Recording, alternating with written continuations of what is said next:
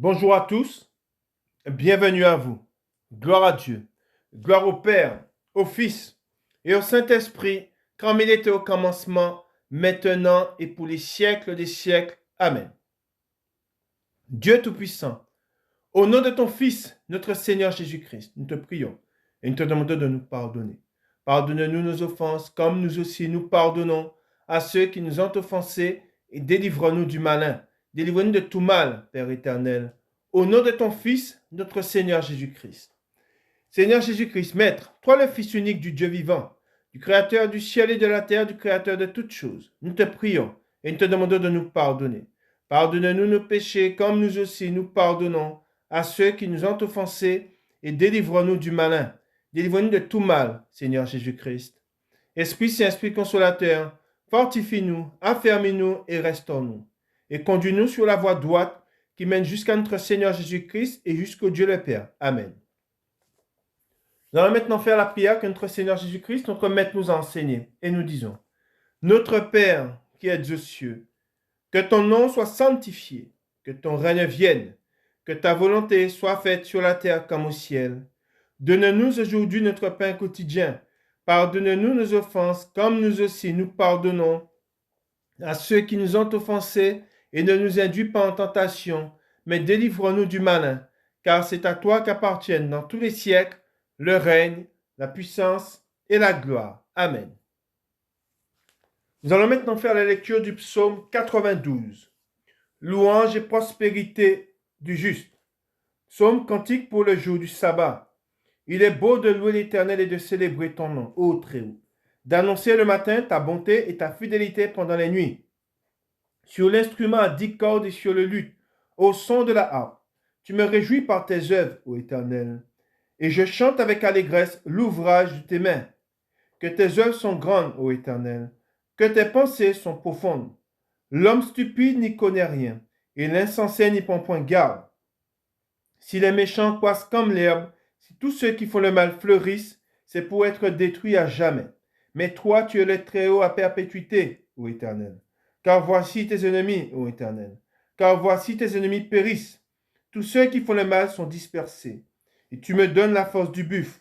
Je suis arrosé avec une huile fraîche. Mon œil se plaît à contempler mes ennemis, et mon oreille à entendre mes méchants adversaires. Les justes croissent comme les palmiers, ils s'élèvent comme les cèdres du Liban, plantés dans la maison de l'Éternel. Ils prospèrent dans les parvis de notre Dieu. Ils portent encore des fruits dans la vieillesse.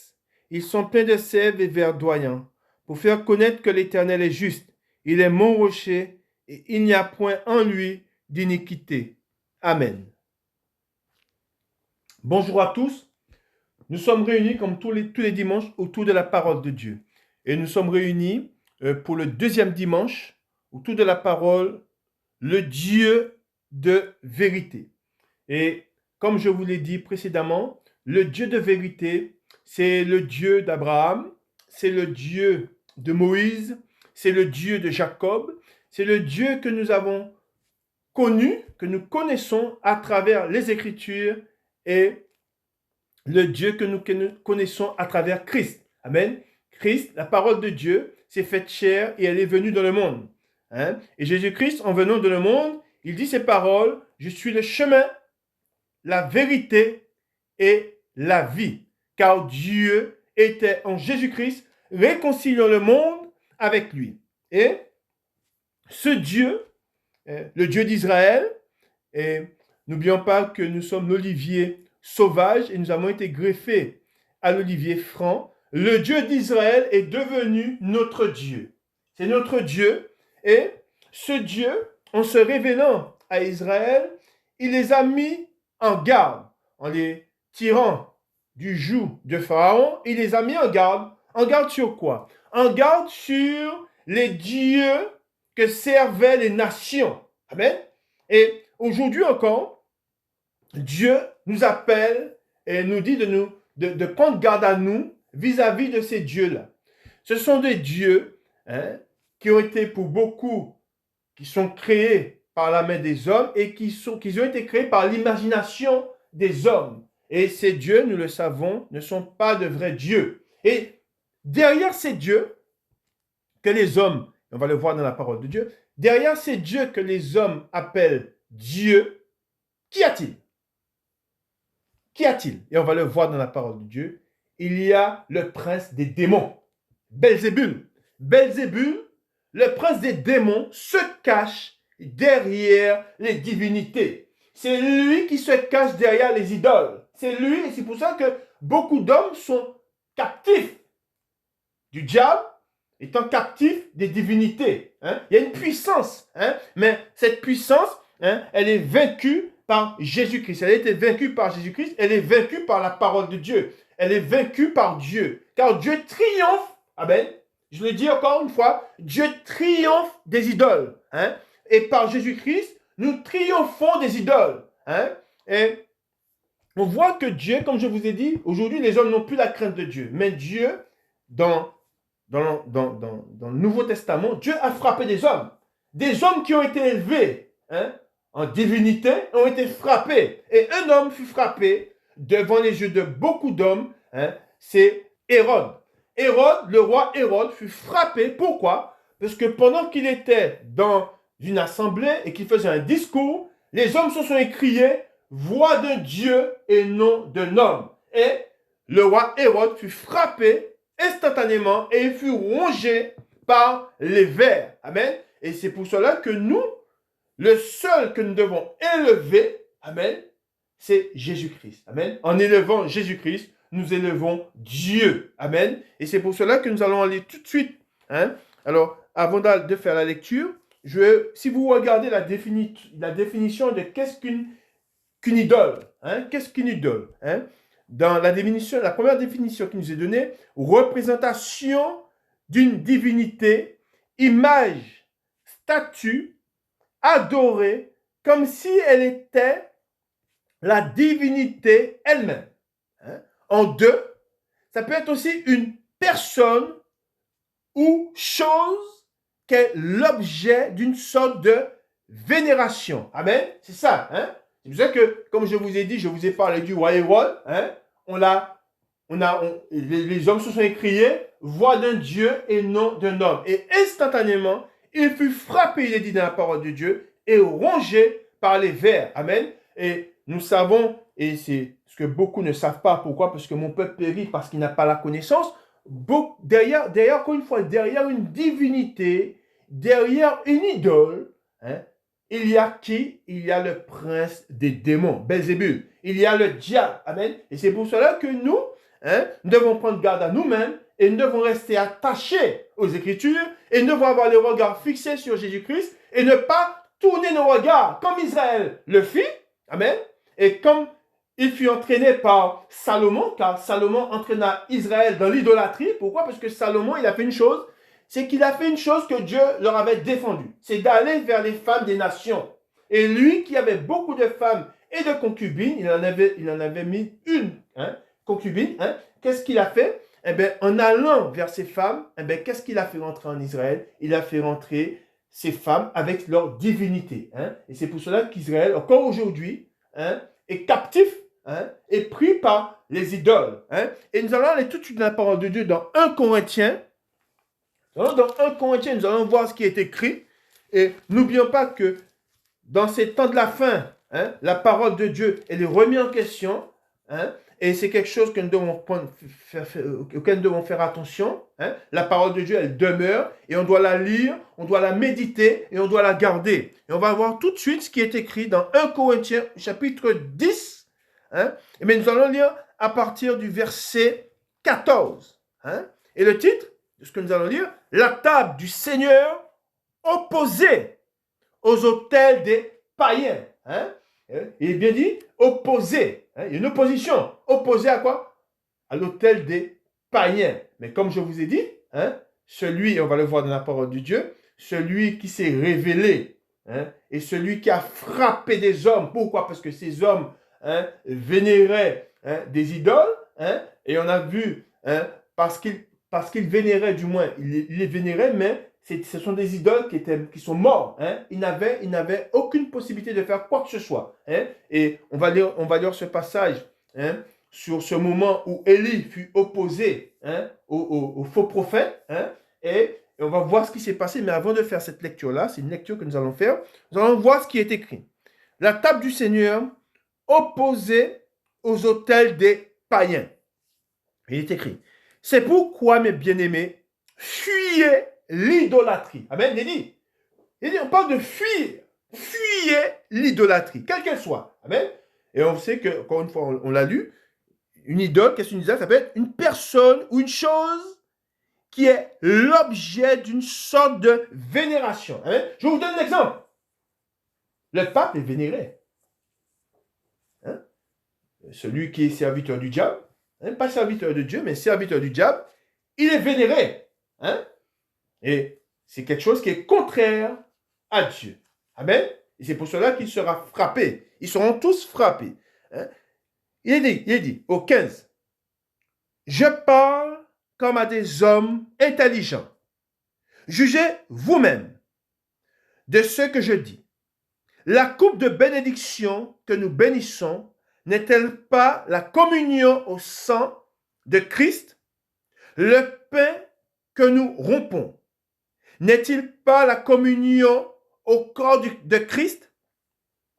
Puisqu'il y a un seul pain, nous qui sommes plusieurs, nous formons un seul corps. Car nous participons tous à un même pain. Voyez les Israélites, selon la chair, il est dit. Ceux qui mangent les victimes ne sont-ils pas en communion avec l'autel? Que dis-je donc? Que la viande sacrifiée aux idoles est quelque chose ou qu'une idole est quelque chose? Nullement, il est dit. Je dis, regardez bien ce qu'il est écrit. Je dis que ce qu'on sacrifie, on le sacrifie à des démons. Amen. C'est pour ça qu'il faut bien comprendre que derrière l'idole, hein, derrière ce que les nations vénèrent, aux quatre coins du monde, que ce soit en Inde, hein, que ce soit en Arabie, peu importe, hein, ces nations, ce qu'ils vénèrent, hein, ce qu'ils sont en train d'idolâtrer, derrière ce qu'ils idolâtrent, il y a des démons. Hein.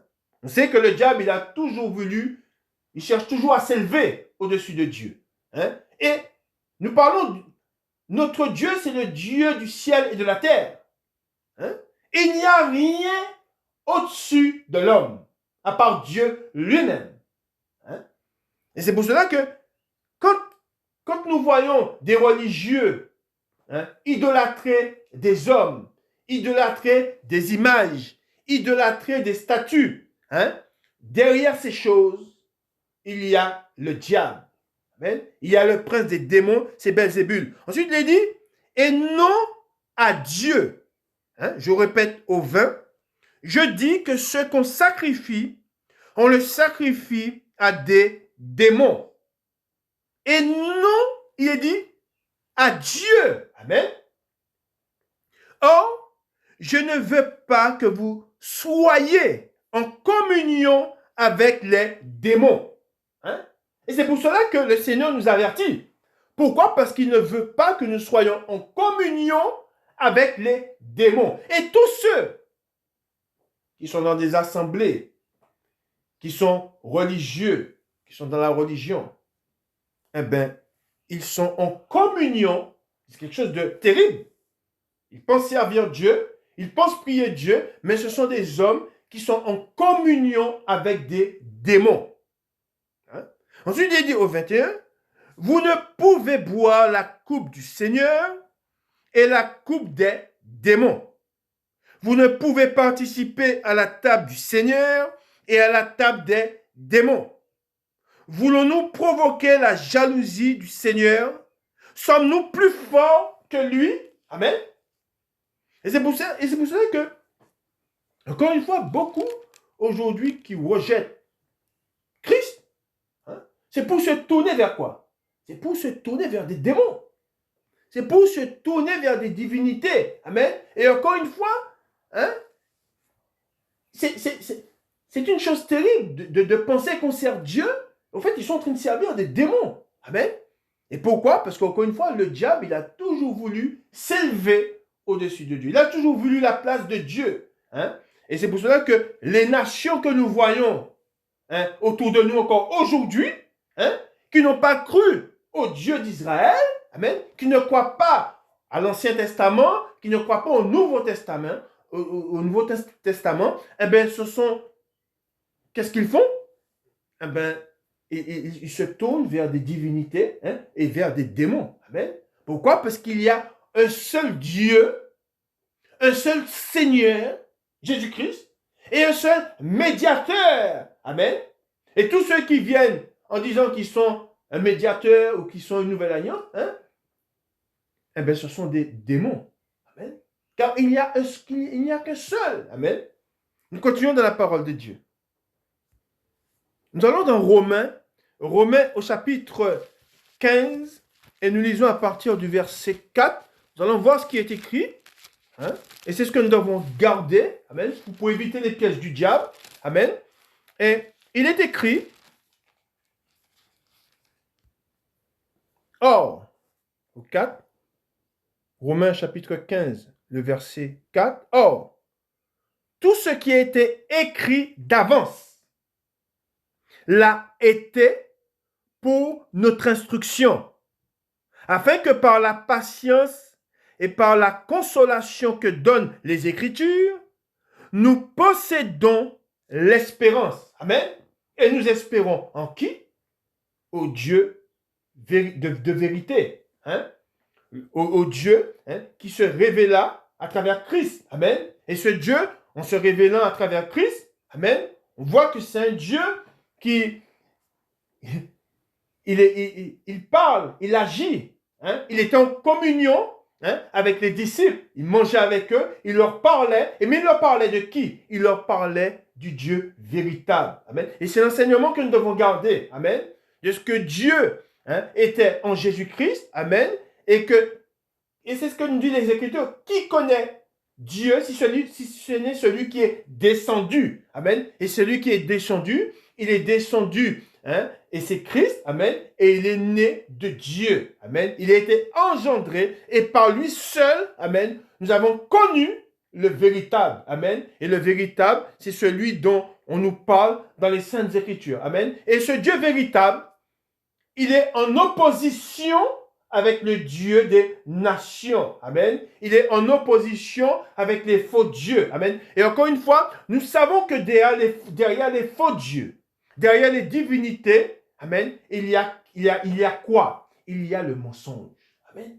Et qui est le père du mensonge? Amen. Le diable. Amen. Et c'est pour cela que la vérité est opposée au mensonge. Amen. Et nous, connaissant la vérité, amen, nous ne devons pas avoir peur de dire à ceux qui ne prient pas le Dieu d'Israël, le Dieu de Jacob, à ceux qui ne croient pas au Dieu de la Sainte Bible, nous devons leur dire qu'ils prient qu'en priant des divinités, qu'en adorant des divinités, ils adorent qui? Ils adorent le diable lui-même, le prince des démons. Amen. C'est ce que nous devons dire et nous ne devons pas avoir peur de le dire.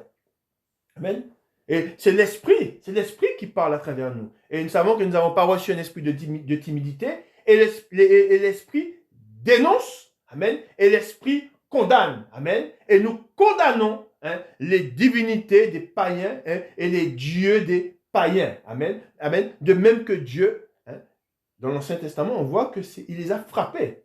Il a frappé les nations. Il a frappé, il les a dévoués par interdit. Toutes ces nations, amen, où il y avait des divinités. Amen. Et ceux qui croyaient, parce qu'il y en a eu, et ceux qui croyaient, qui faisaient partie des nations et qui croyaient au Dieu d'Israël, ils n'étaient pas frappés. Amen. Ça nous est rapporté dans les Écritures. Nous continuons dans la parole de Dieu. Nous avons vu que nous devons nous attacher aux Écritures. Amen. Nous allons voir ce qui est écrit dans le psaume 135. Amen. Nous allons faire la lecture du psaume 135. Amen. Nous lisons: le Dieu véritable et les idoles. Louez l'Éternel, louez le nom de l'Éternel. Louez le serviteur de l'Éternel, qui vous tenez dans la maison de l'Éternel, dans les parvis de la maison de notre Dieu. Louez l'Éternel, car l'Éternel est bon.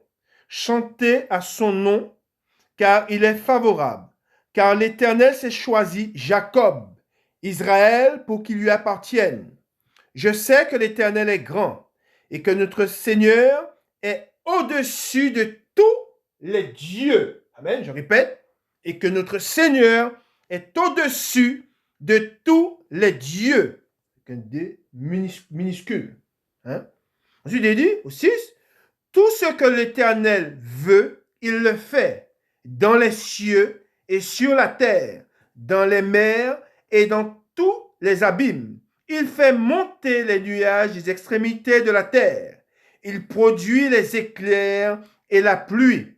Il tire le vent de ses trésors. Il frappa les premiers-nés de l'Égypte. Depuis les hommes jusqu'aux animaux. Il envoya des signes et des miracles au milieu de toi, Égypte, contre Pharaon et contre tous ses serviteurs. Il frappa des nations nombreuses. Il tua des rois puissants. Sion, roi des Amoréens, Og, roi de Bazan, et tous les rois de Canaan. Et il donna leur pays en héritage à Israël, son peuple.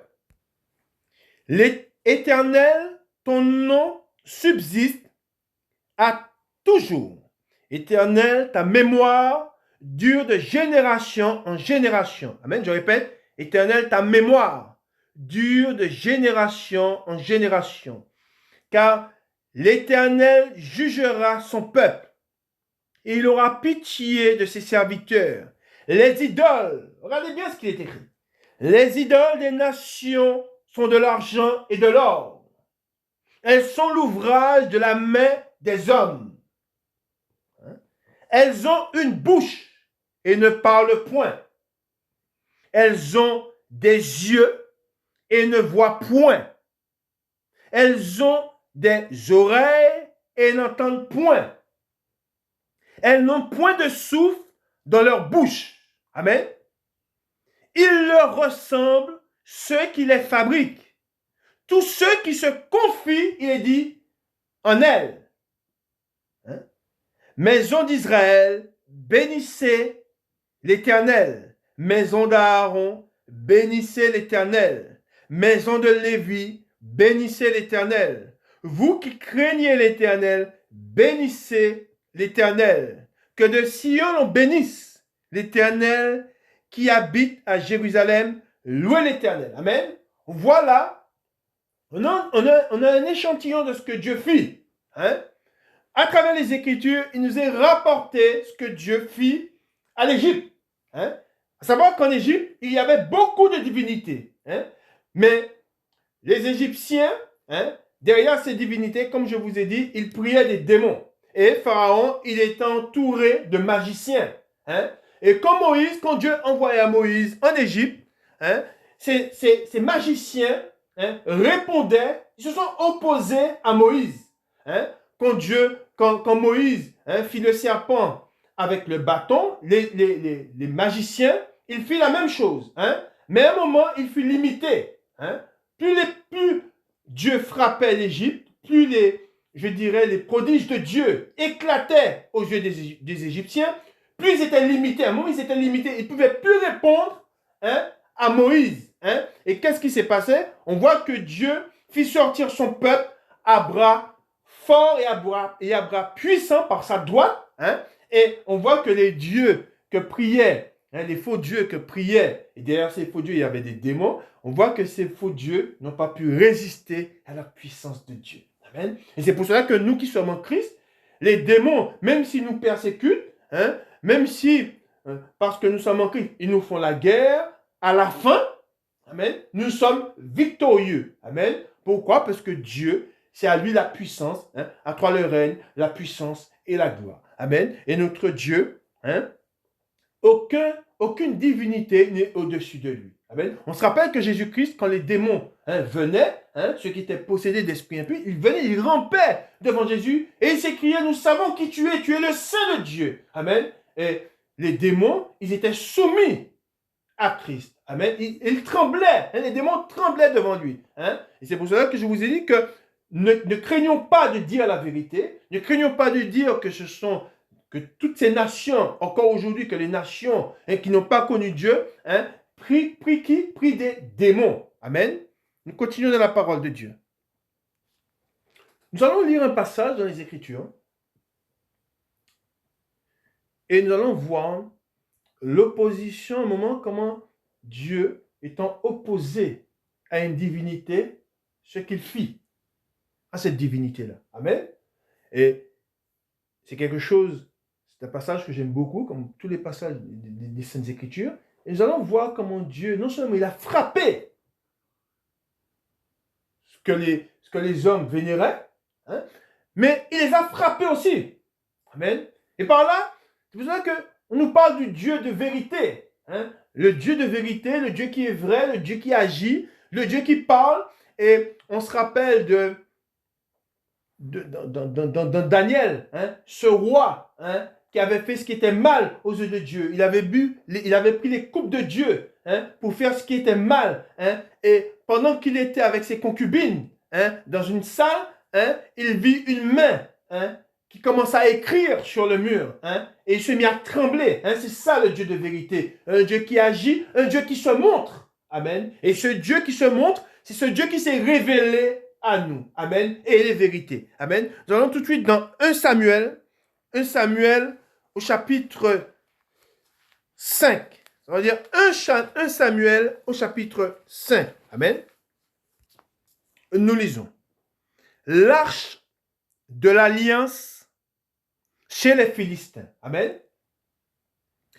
Les Philistins prirent l'arche de Dieu et ils la transportèrent d'Eben-Ézer à Asdod. Après s'être emparés de l'arche de Dieu, les Philistins la firent entrer dans la maison de Dagon. Hein, c'était leur Dieu. Et la placèrent à côté de Dagon. Le lendemain, les Asdodiens, qui s'étaient levés de bon matin, trouvèrent Dagon étendu la face contre terre, devant l'arche de l'Éternel. Ils prirent Dagon et le remirent à sa place. Le lendemain encore, s'étant levés de bon matin, et ils trouvèrent Dagon étendu, la face contre terre, devant l'arche de l'Éternel. Et on voit que là, l'idole n'a aucune puissance. Hein? Ce n'est rien. Hein? C'est du vent. Hein? Ensuite, il dit, la tête de Dagon et ses deux mains étaient abattues sur le seuil. Hein? Comme quoi Dieu a frappé l'idole. Et il ne lui restait que le tronc. C'est pourquoi, jusqu'à ce jour, les prêtres, il est dit, de Dagon et tous ceux qui entrent dans la maison de Dagon à Asdod ne marchent point sur le seuil. Hein? On voit que là, hein, on voit quoi? On voit qu'ils priaient une divinité, qu'ils avaient une divinité, ils avaient même fait une maison à cette divinité-là. Et à un moment, quand ils ont pris, ils se sont emparés de l'arche de Dieu, du Dieu vivant, ils ont mis côte à côte l'arche de Dieu et la divinité. C'est une abomination. Et on voit que Dieu, qu'est-ce qu'il a fait? Il a frappé la divinité, cette divinité, et on voit que cette divinité, elle n'a rien fait. Hein? Ensuite, il est dit, regardez bien, alors Dieu frappa cette divinité, mais il ne s'est pas arrêté là. Qu'est-ce qu'il a fait encore? La main de l'Éternel s'appesantit sur les Asdodiens. Et ensuite, il est dit, et il mit la désolation parmi eux. Il les frappa d'hémorroïdes. Dieu, notre Dieu est vivant. Il les a frappés à Asdod et dans son territoire. Voyant qu'il en était ainsi, les gens d'Asdod dirent, l'arche du Dieu d'Israël ne restera pas chez nous, car il appesantit sa main sur nous et sur Dagon, notre Dieu. Amen. Notre Dieu est puissant. Hein? Sa main s'est appesantie sur leur Dieu et sur le peuple. Il les a frappés d'hémorroïdes. Hein? Ensuite, il dit, et ils firent chercher et assemblèrent auprès d'eux tous les princes des Philistins. Et ils dirent, que ferons-nous de l'arche du Dieu d'Israël? Les princes répondirent, que l'on transporte à Gath l'arche du Dieu d'Israël. Et l'on y transporta l'arche du Dieu d'Israël.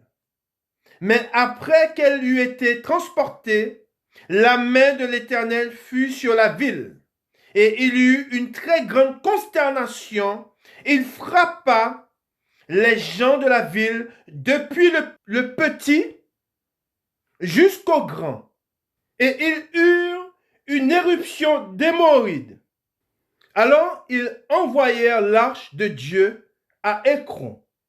Lorsque l'arche de Dieu entra dans Écron, les Écroniens poussèrent des cris en disant, on a transporté chez nous l'arche du Dieu d'Israël pour nous faire mourir. On voit que là, c'est ça que je vous ai dit que quand on parlait du Dieu d'Israël, les nations tremblaient, hein, parce qu'ils savaient que Dieu, le Dieu d'Israël, agissait.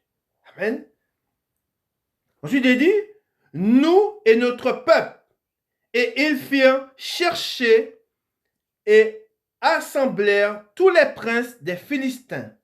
Et ils dirent, renvoyez l'arche du Dieu d'Israël, qu'elle retourne en son lieu et qu'elle ne nous fasse pas mourir, nous et notre peuple, car il y avait dans toute la ville une terreur mortelle. Hein? Il est dit, il y avait dans toute la ville une terreur mortelle, la main de Dieu s'y appesantissait fortement. Les gens qui ne mouraient pas étaient frappés d'hémorroïdes et les cris de la ville montaient jusqu'au ciel. Il est puissant, notre Dieu. C'est le Dieu de vérité. C'est un Dieu qui agit et ce Dieu qui a frappé cette nation, amen, c'est le même Dieu qui frappera le monde. Pourquoi? Et on le voit dans l'Apocalypse, ceux qui se sont tournés vers les divinités, ils seront frappés. Comme ce peuple, comme cette nation fut frappée. Pourquoi? Parce que notre Dieu, c'est le Dieu qui est au-dessus de tout. Amen. Et c'est le Dieu à qui nous devons rendre la gloire, et car il est Dieu. Amen. Nous continuons dans la parole de Dieu. Et nous allons dans Jérémie. Nous allons voir ce que Dieu nous dit dans Jérémie, ce qui est écrit dans Jérémie. Jérémie au chapitre 10. Et nous lisons à partir du verset 1. Nous allons lire ce passage.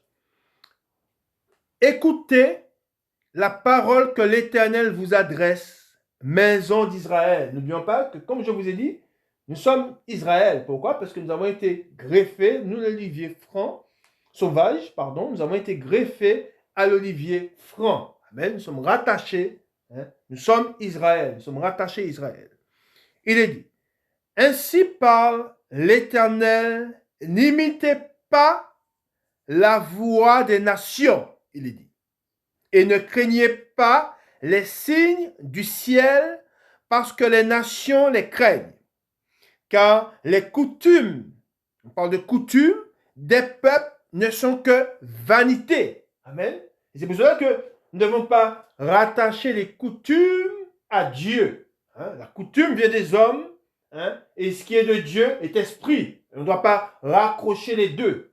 Ensuite, il est dit, on coupe le bois dans la forêt, la main de l'ouvrier le travaille avec la hache.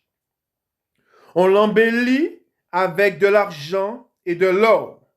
On le fixe avec des clous et des marteaux, pour qu'ils ne branlent pas. Ces dieux sont comme une colonne massive et ils ne parlent point. On les porte parce qu'ils ne peuvent marcher. Hein? Et encore aujourd'hui, c'est quelque chose qu'on voit. Hein?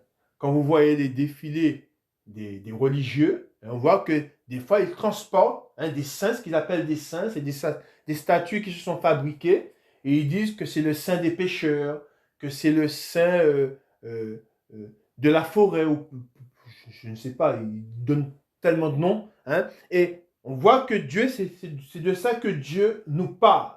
Hein, hein, ils ne peuvent même pas marcher. Hein, il est dit, on les porte parce qu'ils ne peuvent marcher. Hein. Ensuite, il est dit, ne les craignez pas, car ils ne sauraient faire aucun mal. Hein. Et c'est ce qu'on voit, on a vu que quand l'arche de Dieu fut rentrée dans la maison, je crois que c'est Dagon, hein, on voit qu'il n'a rien fait. Hein.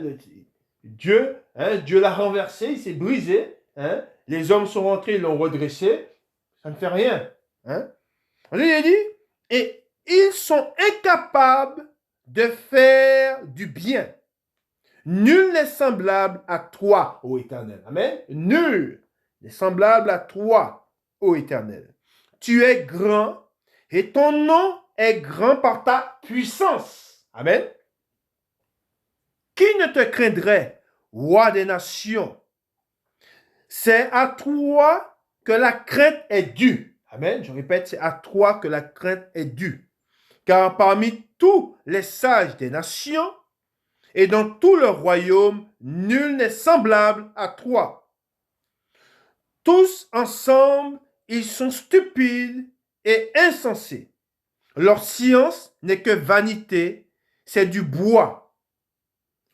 On apporte de Tarsis des lames d'argent et du phase de l'or. L'ouvrier et la main de l'orfèvre les mettent en œuvre. Les vêtements de ces dieux sont d'étoffes teintes en bleu et en pourpre. Tous sont l'ouvrage d'habiles artisans. Mais l'Éternel est Dieu en vérité. Amen, je répète, mais l'Éternel est Dieu en vérité. Il est un Dieu vivant et un roi éternel. Amen. On se rappelle de cette parole que Pilate, cette question que Pilate posa à Jésus. Es-tu le roi des Juifs? Amen. Jésus a dit, la terre tremble devant sa colère et les nations ne supportent pas sa fureur. Vous leur parlerez ainsi. Les dieux qui n'ont point fait les cieux et la terre disparaîtront de la terre et de dessous les cieux. Amen.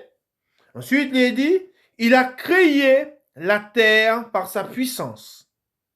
Il a fondé le monde par sa sagesse. Il a étendu les cieux par son intelligence. À sa voix, les eaux mugissent dans les cieux. Il fait monter les nuages des extrémités de la terre. Il produit les éclairs et la pluie. Il tire le vent de ses trésors. Tout homme devient stupide par sa science. Tout orfèvre est honteux de son image taillée. Car ses idoles ne sont que mensonges. On le voit, ce qui est écrit. Pourquoi? Parce que derrière ces idoles, il y a le diable, le père du mensonge. Amen. Ensuite, il dit, il n'y a point en elles de souffle. Elles sont une chose de néant, une œuvre de tromperie. Elles périront quand viendra le châtiment. Celui qui est la part de Jacob n'est pas comme elle. Amen. Il est dit, celui qui est la part de Jacob n'est pas comme elle. Car c'est lui qui a tout formé. Et Israël est la tribu de son héritage. Amen. Je répète, et Israël est la tribu de son héritage. L'Éternel des armées est son nom. Amen. Et comme je vous ai dit, nous avons été greffés à cette tribu. Amen. Nous sommes Israël. Pourquoi? Parce que nous avons été greffés à l'olivier franc. Amen. Et c'est la racine qui nous porte. Hein? Et nous connaissons, à travers les Écritures, Abraham, Moïse, Jacob. Hein? C'est la racine. Hein? Et c'est cette racine qui nous porte. Amen. Et ils ont rendu témoignage, hein, de l'Éternel des armées, hein, de ce Dieu, hein, par son bras puissant qui a renversé les nations et leur Dieu. Amen. Nous continuons dans la parole de Dieu. Nous allons lire un passage maintenant. Et à travers ce passage que nous allons lire, nous allons voir l'autel de Dieu opposé à l'autel des païens. L'homme de Dieu opposé aux faux prophètes, aux prêtres des idoles. Et comme je vous ai dit, nous sommes, par Jésus-Christ, par le véritable Dieu, nous sommes vainqueurs des nations qui servent de faux dieux et des faux dieux, par Jésus-Christ. Amen. Mais pour cela, il est très important de rester ancré dans la parole de Dieu et de marcher par l'Esprit de Dieu. Amen. Nous lisons dans 1 Roi, au chapitre 18, et nous lisons à partir du verset 20. Élie au mont Carmel. Akab envoya des messagers vers tous les enfants d'Israël, et il rassembla les prophètes à la montagne du Carmel. Alors Élie s'approcha de tout le peuple et dit, « Jusqu'à quand boiterez-vous des deux côtés? Si l'Éternel est Dieu, allez après lui. Si c'est Baal, allez après lui. » Et comme je vous ai dit, on nous parle ici, derrière Baal, il y a Belzébul, hein, le prince des démons. Hein? Ensuite, il dit, le peuple ne lui répondit rien. Et Élie dit au peuple, je suis resté seul des prophètes de l'Éternel, et il y a 450 prophètes de Baal.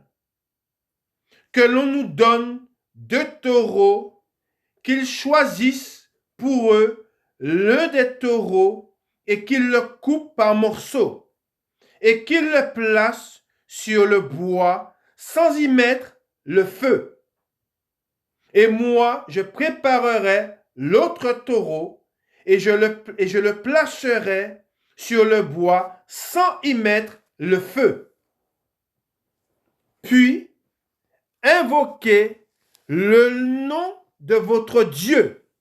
Amen, je répète, il dit, puis, invoquez le nom de votre Dieu. Et moi, j'invoquerai le nom de l'Éternel, le Dieu qui répondra par le feu, c'est celui-là qui sera Dieu. Amen. C'est beau. Hein? Il les a confrontés. Hein? Ensuite, il dit, et tout le peuple répondit en disant, c'est bien. Élie dit au prophète de Baal, choisissez pour vous l'un des taureaux, préparez-le les premiers, car vous êtes les plus nombreux, et invoquez le nom de votre Dieu. Mais ne mettez pas le feu. Ils prirent le taureau qu'on leur donna et le préparèrent, et ils invoquèrent le nom de Baal. Depuis le matin jusqu'à midi, en disant, Baal, réponds-nous.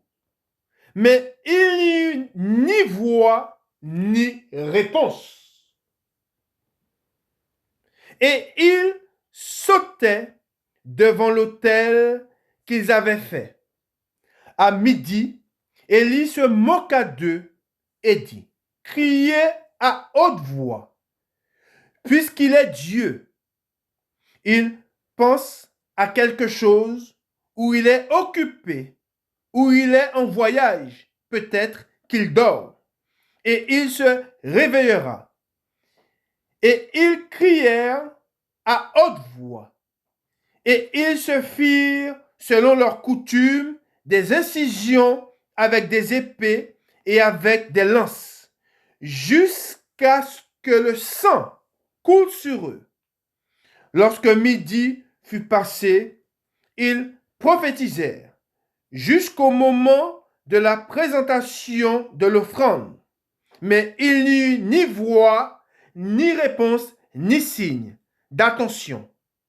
Élie dit alors à tout le peuple, approchez-vous de moi. Tout le peuple s'approcha de lui. Et Élie rétablit l'autel de l'Éternel qui avait été renversé. Il prit 12 pierres d'après le nombre des tribus des fils de Jacob, auxquels l'Éternel avait dit, Israël sera ton nom. Et il bâtit avec ces pierres un autel au nom de l'Éternel. Il fit autour de l'autel un fossé de la capacité de 2 mesures de semences. Il arrangea le bois, coupa le taureau par morceaux et le plaça sur le bois.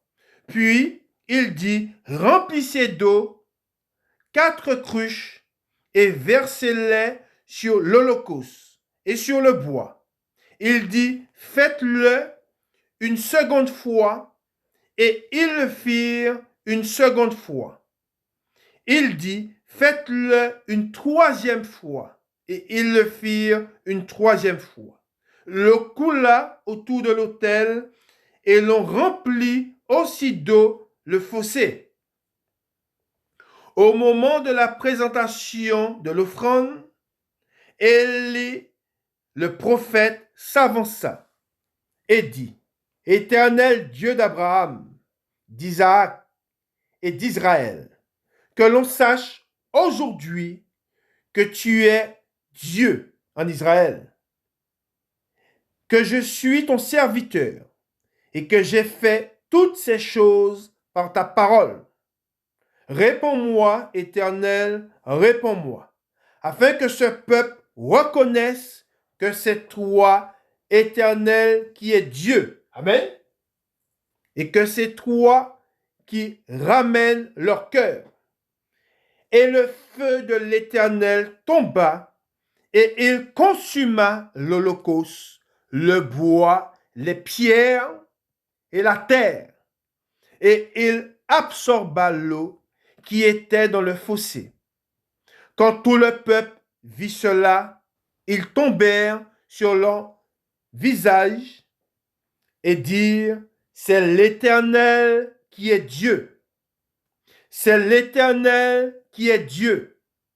Saisissez les prophètes de Baal, leur dit Élie, qu'aucun d'eux n'échappe. Et ils les saisirent. Élie les fit descendre au torrent de Kison, où il les égorgea. Amen. Voilà. Voilà ce passage. On voit qu'il y a une opposition entre l'autel de Dieu, du Dieu vivant, entre l'autel des faux prophètes de Baal. Et on voit que quand Élie a dressé l'autel, comment il a parlé après qu'il ait dressé l'autel, comment il s'est adressé à Dieu. En s'adressant à Dieu, il invoqua Dieu, le Dieu d'Israël. De même que nous aujourd'hui, quand nous nous adressons à Dieu, il nous entend. Amen. Nous l'invoquons et il nous répond. Et si nous n'avons pas une réponse immédiate, nous savons que sa réponse ne tardera pas. Amen. Et c'est pour cela que c'est un Dieu, le Dieu qui nous a donné des oreilles, il entend. Le Dieu qui nous a donné le souffle, Le souffle que nous avons vient de Dieu. C'est son souffle qui nous anime. La parole de Dieu, il est dit que c'est ce Dieu qui nous donne le mouvement. Amen. Et ce Dieu, qui est le Dieu d'Israël, on voit comment il s'est révélé. Et Élie, il a parlé au peuple. Il a dit une chose. Élie dit ces paroles au 21. Alors Élie s'approcha de tout le peuple et dit, jusqu'à quand boiterez-vous des deux côtés? Si l'Éternel est Dieu, allez après lui. Si c'est Baal, allez après lui. Amen. Et encore une fois, et on se rappelle des paroles de Jésus-Christ. On ne peut pas servir deux maîtres. Amen. C'est soit on sert Dieu, soit on va auprès des divinités. Mais on ne peut pas, aujourd'hui dans la religion catholique, c'est ce qu'il y a. Ils ont le nom de Jésus-Christ à la bouche et en même temps, ils servent des idoles. En même temps, ils disent quoi à la Sainte Bible, mais ils ne la lisent pas. Et étant aveugles, sans le savoir, ils vont tout droit à la perdition. Pourquoi? Parce que dans la parole de Dieu, il est dit, aucun idolâtre n'héritera du royaume des cieux. Et ils sont idolâtres. Et c'est ce que Élie, du moins, a dit au peuple. Si vous voulez servir Dieu, le Dieu véritable, allez après lui. Si c'est Baal, allez après Baal. En fait, on doit faire un choix. Amen. Soit on décide de suivre une bonne fois pour toutes. On fait ce choix, on dit, voilà, je suis l'Éternel. Et on se donne à lui. On se livre à lui. Ou de même, si c'est le monde. Pourquoi? Parce qu'on ne peut pas avoir l'amour du monde et en même temps vouloir, du moins, avoir l'amour pour Dieu. Ce n'est pas possible. C'est pour cela que Dieu nous a fait ce don. On fait un choix. Amen. On fait un choix. Amen. Et on voit comment le Dieu véritable s'est révélé. Comment il est dit? Il consuma l'holocauste, la pierre, il est dit. La pierre fut consumée. L'eau s'est évaporée. Et on voit comment il est dit, le feu de Dieu est descendu. Amen. Que Dieu soit béni.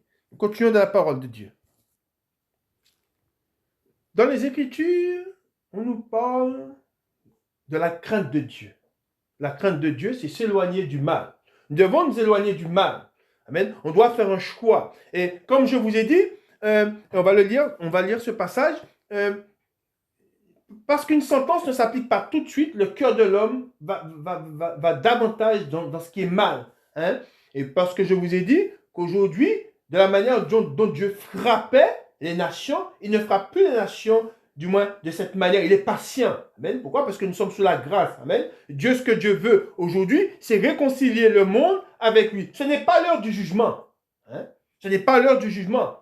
C'est la grâce de Dieu. Dieu appelle les hommes à se convertir, à changer de voie. Amen. Mais dans cette parole d'Ecclésiaste, il est dit, nous allons dans Ecclésiaste au chapitre 8. Ecclésiaste au chapitre 8, et nous allons lire à partir du verset 11.